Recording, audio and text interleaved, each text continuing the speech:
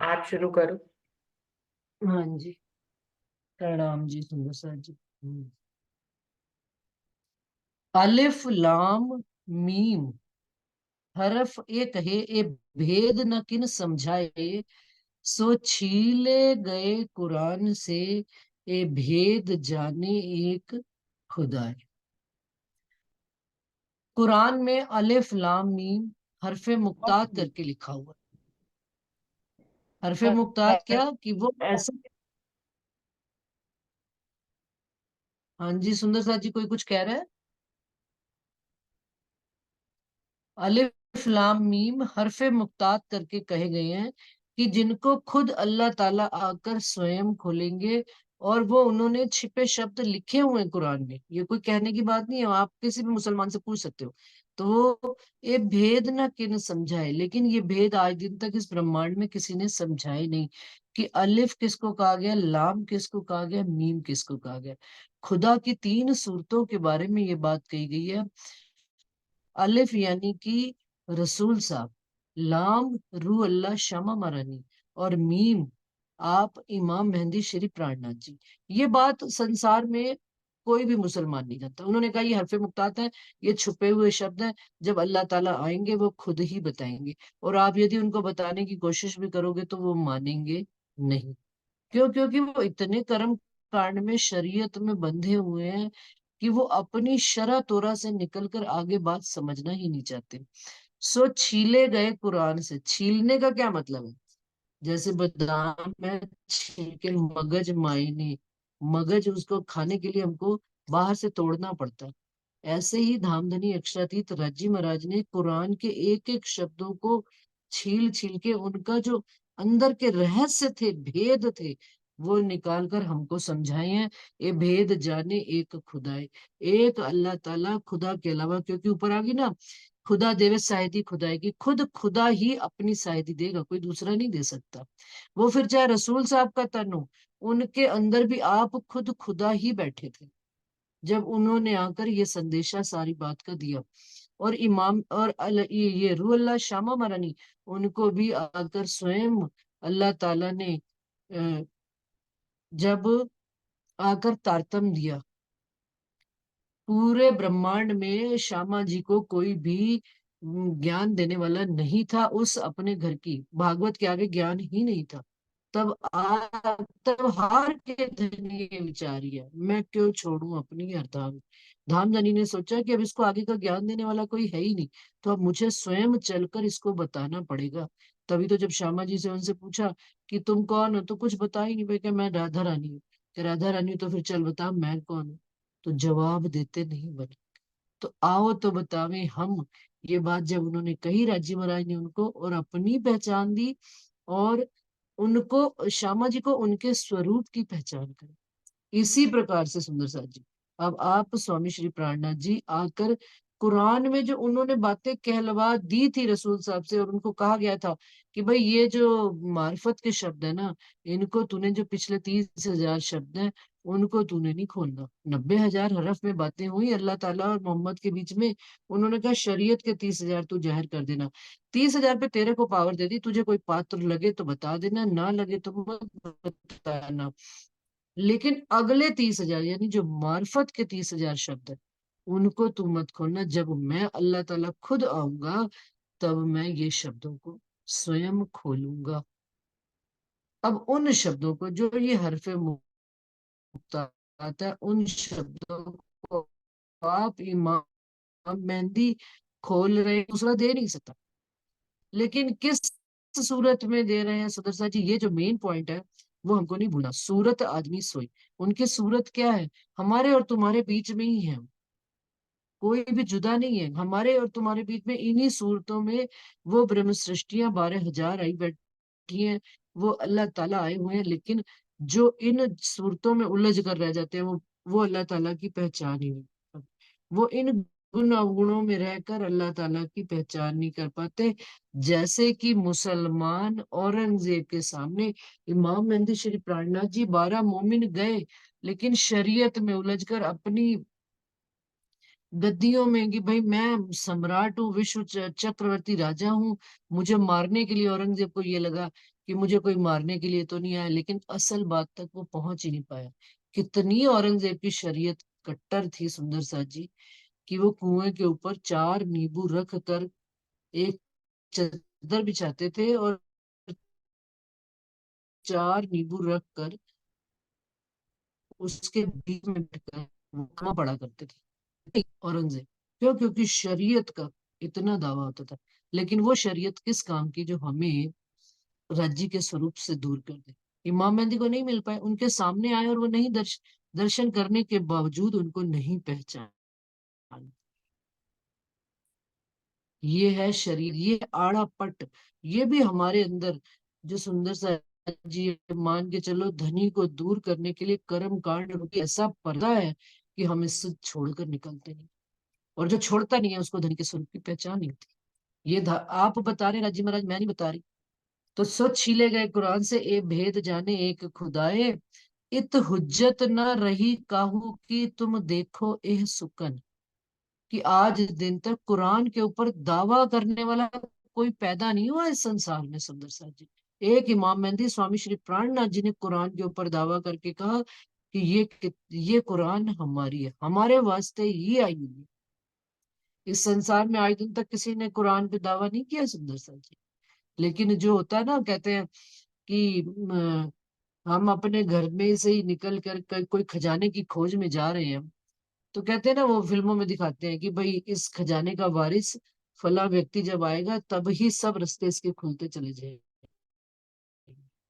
तो हम इस कुरान के वारिस हैं, हमारे वास्ते सारे रास्ते खुलते चले जा रहे हैं। इमाम मेहंदी स्वामी श्री प्राणनाथ जी को कुरान भी उपलब्ध हो गई, मोमिन भी मिल गए, सारी बातें भी एक से एक मिलान करते चले गए बातों को। ये बात ये प्रमाणित करती है कि कुरान हमारी है, हमारे वास्ते ही आई है। उसमें जमुना जी का, हौज कौसर ताल का जितना भी वर्णन आया है, वो आप रज्जी महाराज ने हमारे वास्ते ही कराया है, हम मोमिनों के। हाँ जी। तो कहते हैं कि तो हुज्जत न रही काहू की, किसी किसी का दावा नहीं रहा इस संसार में। तुम देखो ए सुकन, ये विचार करके देखना इन वचनों पे। एक खिताब इमाम मेहंदी, मोहम्मद मेहंदी पे, जिन रोशन किए मोमिन। ये खिताब, ये जो उपाधि मिली है, किनको मिली है? केवल एक स्वामी श्री प्राणनाथ जी को, इमाम मेहंदी की, मोहम्मद की, आखिरी मोहम्मद स्वामी श्री प्राणनाथ जी को ही मिली है, जिन रोशन किए मोमिन, जिनको मोमिनों ने, और मोमिनों ने अपने धाम धनी को जाहिर किया है, और धाम धनी ने अपने मोमिनों को इस संसार में जाहिर किया। ये है सिफत गिरोह की, कि धामधनी अपनी गिरोह को जाहिर करे और गिरोह आकर अपने धामधनी को जाहिर करे। अभी कल किसी सुंदर से मेरी बात हो रही थी, तो क्या है कि मोमिन और गिरोह, धनी और मोमिन आपस में एक दूसरे में इतने उनके इश्क में लपटे पड़े हैं, इतने उलझे हुए हैं कि उनको संसार दिखाई ही नहीं देता। वो कहते हैं मैं मेरे धनी की याद में मगन, और धनी अपनी रूह की याद में मगन। उनको और दोनों को एक कुछ और तीसरी चीज दिखाई ही नहीं देती। दुनिया वाले कुछ भी समझा करें, लेकिन मोमिन अपने इश्क की चाल में मगन रहते हैं। वो कहीं कुछ देखा ही नहीं करते, कहीं कुछ सुना ही नहीं करते। उनको सुनाई देती है तो अपने धनी की बात, उनको दिखाई देती है तो अपने धनी की सूरत। कुन के रोज की शायदी देवे यही उम्मत। क्या कह रहे हैं? कुन के रोज की शायदी। संसार कैसे बना, ये कुरान में लिखा है कि अल्लाह ताला ने कहा कुन, कुन मतलब हो जा, संसार बन गया। इस बात की भी शाहिदी केवल ये उम्मत ही देती है, कि हमारे सामने अल्लाह ताला ने संसार को बनाने के लिए अक्षर ब्रह्म को हुक्म दिया कि भाई जाओ तुम संसार बनाओ। तो उन्होंने कहा कुन, तो संसार बन गया। तो कहते हैं सो कहे उस वक्त की, उस काल की भी, उस वक्त की भी ये गवाही मोमिन ही केवल दे पाते हैं, और इस बात का दावा ले पाते हैं कि हमारे सामने ही इस खेल की रचना हुई है। सुंदर सा जी यदि याद हो, तो छत्रसाल जी ने पन्ना जी में स्वामी श्री प्राणनाथ जी के साथ अब्दुल रसूल करके मौलवी जो हुए थे, उनके साथ शास्त्रार्थ जैसे बद्री नारायण हिंदू पक्ष के हुआ था, इसी तरह से कुरान के द्वारा उनके साथ जब मौलवी जो बड़े पैगंबर थे उनके उनके साथ प्रार्थना जी की कुरान के साथ तर्क वितर्क शास्त्रार्थ रखा गया था। तो उनसे स्वामी श्री प्राणनाथ जी ने यही पूछा था कि कुरान में 5 तरह की पैदाइश बताई गई है। तो उन्होंने कहा हाँ बताई गई है 5 तरह की पैदाइश। तो इतना ही प्राणनाथ जी ने पूछा था, जरा ये बताओ कि आप कौन सी पैदाइश में, कुन में हो, मूल इब्तदाई से हो, फरिश्तों में से हो, कौन सी हो 5 पैदाइश में से। वो जो है ना मौलवी है, अच्छा मैं अभी बताता हूँ, अभी मैं बताता हूँ, ऐसा करके वो कहते हैं कुरान खोलने और देखने लग पड़े, क्योंकि उनको खुद को ही ये नहीं पता कि मैं कौन सी पैदाइश में से हूँ। वो जो बड़े मौलवी पैगंबर कहला रहे हैं, इन लोगों के इमाम कहलाते हैं, इमाम मतलब सबसे बड़े। और वो हारे थे, और उन्होंने कुरान को अपने सिर पर रख कर कहा था कि निश्चित रूप से बरहक तुम ही अल्लाह हो, तुम ही अल्लाह हो। ये बात प्रमाण रूप में है हमारे पास। और क्यों? क्योंकि जो ये चौपड़दारी है ना, तो कहे उस वक्त की जो लियावे इज्जत, हम ही ये दावा ले सकते हैं कि कुरान हमारा है, भागवत उन गवाहियों के रहस्यों को खोलकर उनको बता सकते हैं। वो लोग तो वो वारिस होने के बावजूद भी उस बात को नहीं बता सकते। जहरी वारिस है लेकिन बातून में वारिस नहीं है। बातून के वारिस तो हम ही हैं इनके वेद कतेब ग्रंथों। तौरेत आई नूर बिलंद से, देखो बेटा वर्षा आ गया जवाब कि तौरेत ही कहा गया है। तो सॉरी, तौरेत ग्रंथ को ही कलश हिंदुस्तानी कहा गया है। जो उसको जम्बूर को प्रकाश हिंदुस्तानी कहते हैं। तौरेत आई नूर बिलंद से आखिर उम्मत करी बेशक, वही जहां मोहम्मद मुसा जैसे पहचानने का हक। अगर कलश हिंदुस्तानी सुंदर सा जी हमने ध्यान से पढ़ी हो, तो कलश हिंदुस्तानी में बिल्कुल दोनों की पहचान कराई गई है, नारायण की नबी की। कहाँ तक किसकी पहचान है ये बात भी पूरी खुलासे से बताई गई है।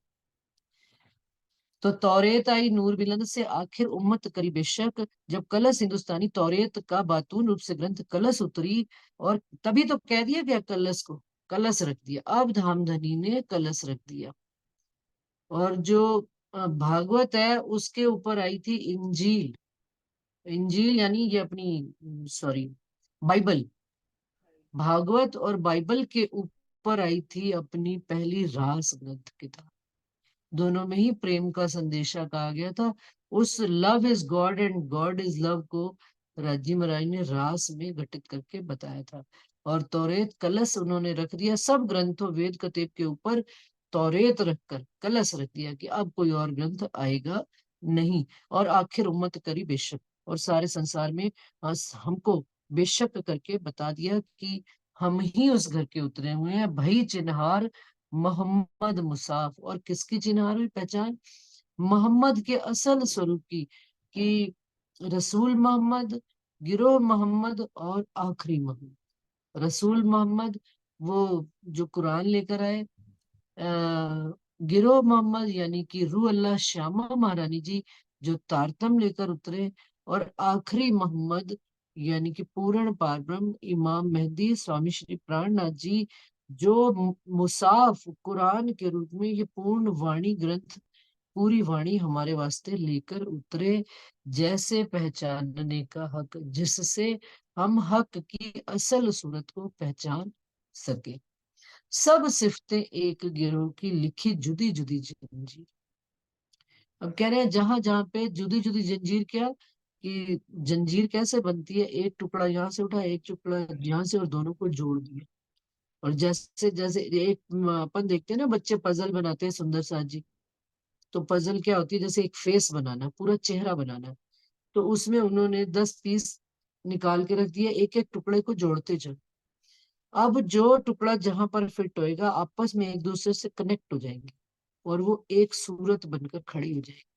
उसी तरह से धामधनी ने हमें ये पजल बना के भेजी कि कहीं पर हमारी गवाही कुरान में दे दी, कहीं पर वेद पक्ष में दे दी, कहीं पर भागवत में दे दी, कहीं पर इंजील में, बाइबल में दे दी। अब सारी कड़ियां एक एक करके उठाकर हम जब वो जोड़ते हैं तो फिर एक सूरत, और जोड़ किस में रहे हैं राजी महाराज?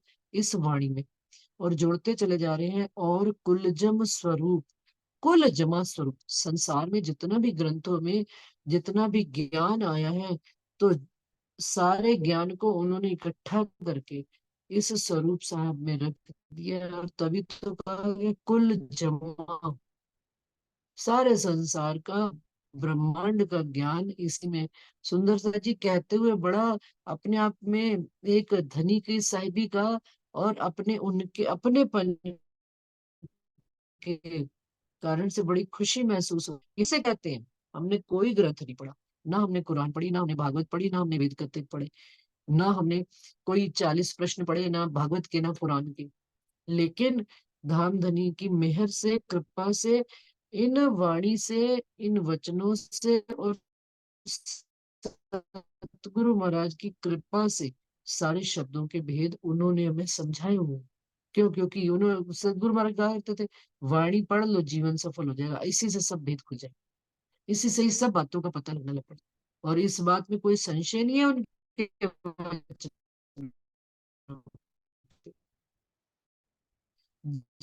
जितना जितना इनके अंदर उतरते चले जा रहे हैं, गहराई में जाते चले जा रहे हैं, चले जा रहे हैं, लग रहा है कि जीव तो बिल्कुल कहते डाउटलेस हो गया, कहीं निशंक हो चुका है, और वाणी के प्रति ईमान दृढ़ता से खड़ा होता चला जा रहा है। कि धनी ने जो बात कही थी वो बिल्कुल अक्षरशः सत्य है। सदगुरु महाराज ने जो बातें कही थी, जो हमने तब पढ़ी नहीं थी, अब जब वाणी मंथन करते हैं और उनकी बात का मिलान करते हैं, तो अक्षरशः एक से दूसरी बात मैच करती है।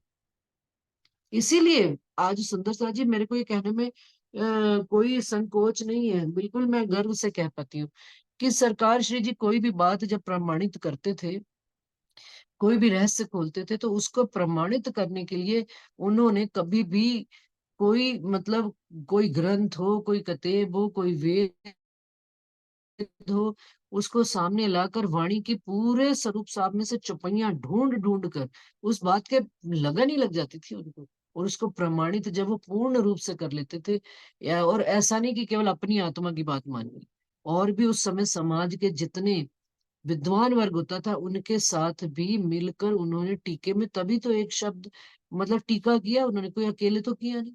तो जितने भी, सबकी एक राय एक मत होकर कोई बात लिखा करते, जिसको आज दिन तक कोई चैलेंज नहीं कर सका। और जिन्होंने चैलेंज किए हैं शब्दों को सुंदर सा जी, वो भी हम देख रहे हैं। आज हम देखें तीन सूरतों के रूप में, यदि हम अभी इसी प्रकरण में देखें, हक की तीन सूरतें, अलिफ लाम मीम। क्या हम अलफ को काट सकते हैं? धनी के एक अंग को काट देंगे और हम लाम मीम और तीसरे, अब अलिफ लाम मीम को हम तीन सूरतों में छत्रसाल जी को कैसे घटा सकते हैं? सुंदर साल जी, प्रमाण वाली बात नहीं, किसी का कोई विरोध वाली बात नहीं, लेकिन जरा हम वाणी से भी तो चलकर देखें। हमें जवाब दिया जाता है कि आप तो प्रेजुडाइज्ड हो सरकार की बातों से, वचनों से, आप तो पूर्वाग्रहों से ग्रसित हो। लेकिन मैं सरकार से पूर्वाग्रहों से ग्रसित नहीं हूँ, मैं अब तो राज्य महाराज की मेहर से, सदगुरु महाराज की कृपा से वाणी पढ़ने लग पड़े हैं, जिसमें एक एक शब्द खुलासे से आता है। अब कोई जवाब दे अलिफ लाम मीम को और बसरी मल की हक की तीन सूरतों को हम कैसे हटा सकते हैं? कोई है जवाब किसी के पास? कोई भी अभी तक तो मुझे नहीं मिला इस बात का जवाब। मेरा किसी से व्यक्तिगत विरोध नहीं है, नई बात स्वीकार करने में भी इनकार नहीं है, लेकिन आप उसको वाणी से अगर प्रमाणित करके बताएं तो फिर ज्यादा बात दिमाग में आती।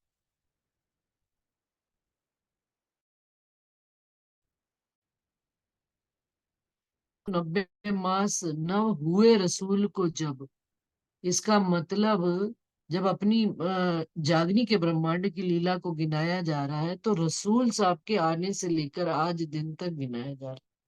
इसका मतलब पहला तन वो रसूल साहब था। क्योंकि ब्रज और रास जो अभी मैंने कहा था कि मोहम्मद साहब ने 6 दिन बताए हैं अपने इस संसार में, 7 दिन। तो 7 दिन में पहला दिन उन्होंने ब्रज और रास का कहा, वो तो हो गया। तीसरा दिन उन्होंने मोहम्मद का कहा, वो मोहम्मद का तीसरा दिन हम निकाल सकते हैं क्या? तो तीसरा दिन ही आपने कहानी में से निकाल दिया। चौथा स्वामी रूह अल्लाह श्यामा महारानी। पांचवा स्वामी श्री प्राणनाथ जी। छठा दिन आप हम मोमिनों का। और सातवां दिन कायमी का दिन। और आठवां दिन सीधा घर। सातवें दिन ही धनी तुमको घर लेगा। तो जो है ना, जागृत बुद्धि और निज बुद्धि के ज्ञान से भाई जिनको समझ में आई है, मैं उनका इनकार भी नहीं करती। अब नए नए भेद आते हैं तो, लेकिन उसको प्रमाणित हम पूर्ण रूप से नहीं कर पाते, फिर हम ठप हो जाते हैं, फिर धीरे से बैठ जाते हैं, चलो कोई बात। हमें विरोध करना नहीं है, लेकिन हमें कोई समझाए तो सही। समझाते वक्त फिर कह देते हैं आप पूर्वाग्रहों से ग्रसित है। ये जवाब नहीं है किसी बात का। आप जब संसार में, समाज में किसी के सामने बैठेंगे, किसी अनजान व्यक्ति के सामने, आप कैसे कह देंगे पूर्वाग्रहों से ग्रसित है? संसार में जब न्याय का दिन होगा, तब भी हम कहेंगे कुरान हमारी है। किस आधार पर कह पाएंगे?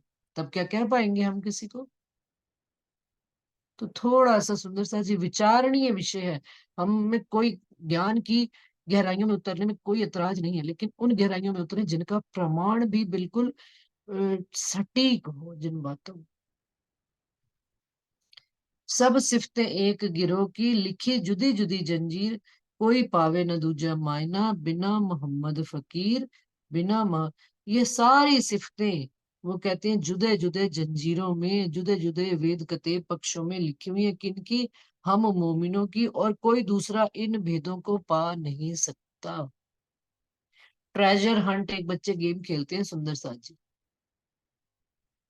ट्रेजर खजाना छिपा दिया जाता है, और उसके लिए छोटे छोटे क्लूज दे दिए जाते हैं बच्चों को, कि इस क्लू में अगला क्लू मिलेगा, दूसरे में तीसरा, तीसरे में चौथा, और ट्रेजर पर आप पहुंच जाओगे। तो सुंदर साथ जी, हमें ट्रेजर हंट करना है। ट्रेजर माने खजाना। खजाना कौन सा? ये धाम धनी का खजाना। और उसके लिए हमें क्लूज दिए गए हैं। एक भागवत में रखा है, उठा ली बात वहां से, भागवत छोड़ दी, क्योंकि अपना क्लू मिल गया ना नेक्स्ट आगे चलने के लिए। फिर देखा कुरान, कुरान में से क्लू उठा लिया, कुरान छोड़ दी। फिर तीसरा क्लू वेद में से उठा लिया, निकाल लिया, एको ब्रह्म द्वितीय नास्ति, वेद छोड़ दिया। और ट्रेजर के पास पहुंच गए, खजाना। खजाना कौन सा? ये वाणी। और इस खजाने से जब एक एक क्लू मिलाते गए, अरे वाह धनिया, आपने तो ये बात मेरे लिए कही है, वो बात भी मेरे लिए कही है। प्रेम आया वहां पर, मेरे लिए आया भागवत में, जो आप बता रहे हो।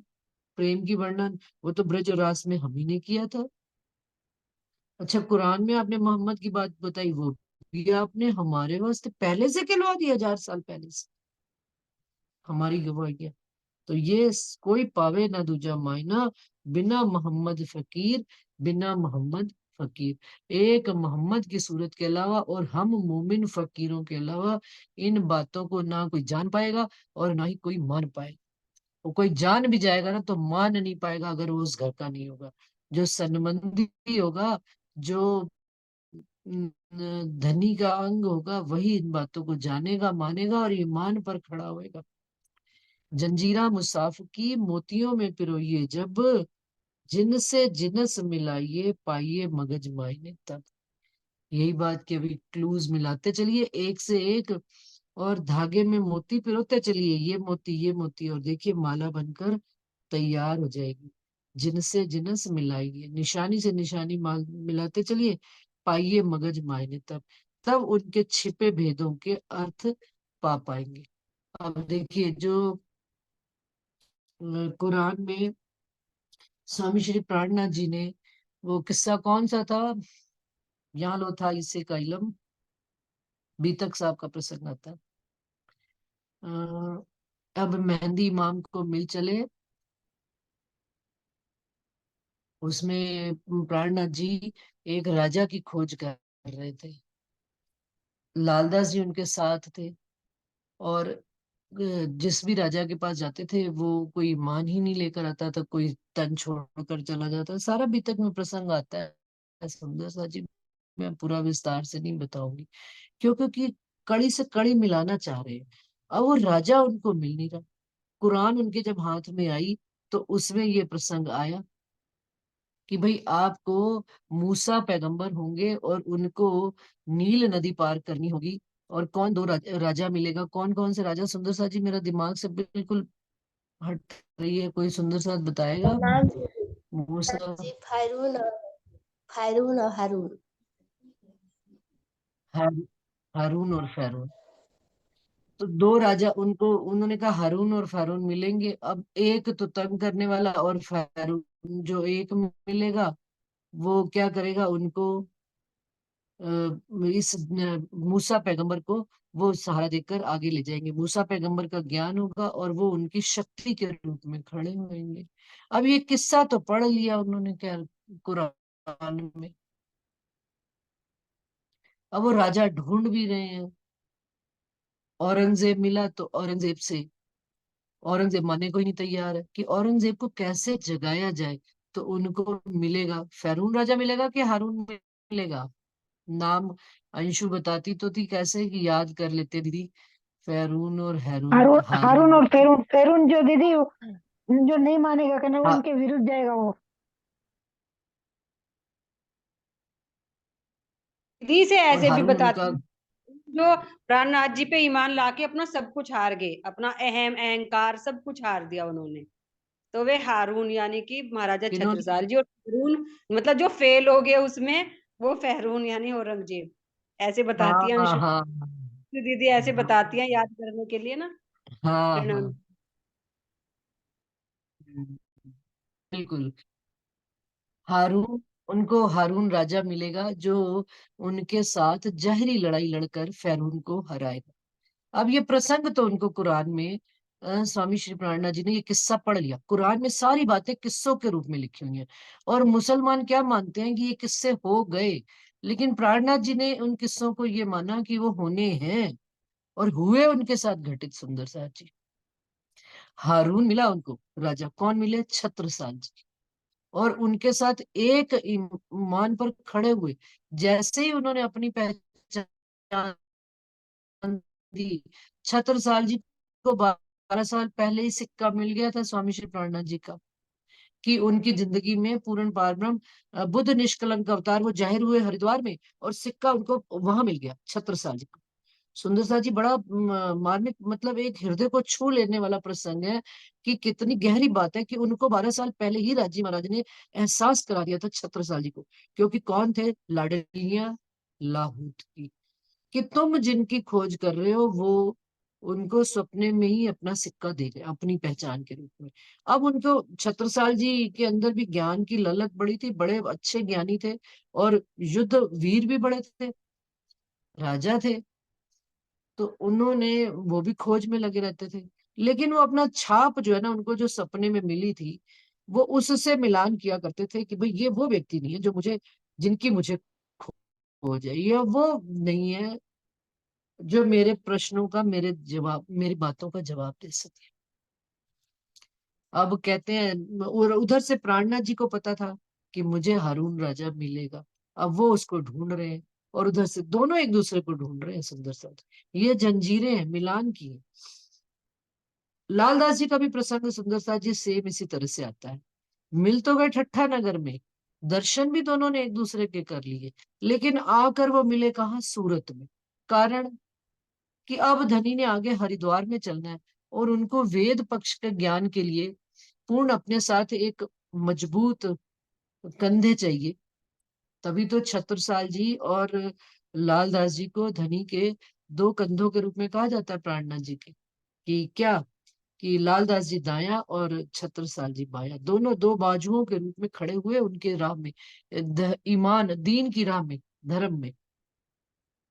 तो लालदास जी भी, ये जंजीरें हैं। वहां पर ठट्टा नगर में दर्शन कर लिए दोनों ने एक दूसरे के, तारतम ले लिया, लेकिन चरणों में नहीं आए। राज्य महाराज उस समय क्या प्राणनाथ जी को नहीं पता था कि लालदास जी आना है? उन्होंने चरणों में पता था, परंतु उस समय कुछ कहा नहीं। वेट एंड वॉच, समय का इंतजार किया। और जब सूरत में उनके दिल में, प्राणनाथ जी के दिल में तड़प उठी कि अब लालदास जी को याद किया उन्होंने, उनका सारा सामान, साजो सामान, सारी घर गृहस्थी उजड़ गई, और जो कमाई धमाई के धंधे थे सारे उजड़ गए, और लालदास जी खाली लोटा लेकर हाथ में आकर सूरत में मिले। और प्राणनाथ जी ने उनको यहाँ पर अपनी पहचान कराई कि अब तुम सही चरणों में आ चुके हो, बस यहाँ से अपना अननेम का तोड़ो। तो इसी तरह से छत्रसाल जी को वहां पर हरिद्वार में, इधर 1734 में आप स्वामी श्री प्राणनाथ जी जाहिर हो रहे हैं बुद्ध निष्कलंक अवतार, और उधर उनको क्या कि वो छाप मिल गई है 12 वर्ष पहले ही।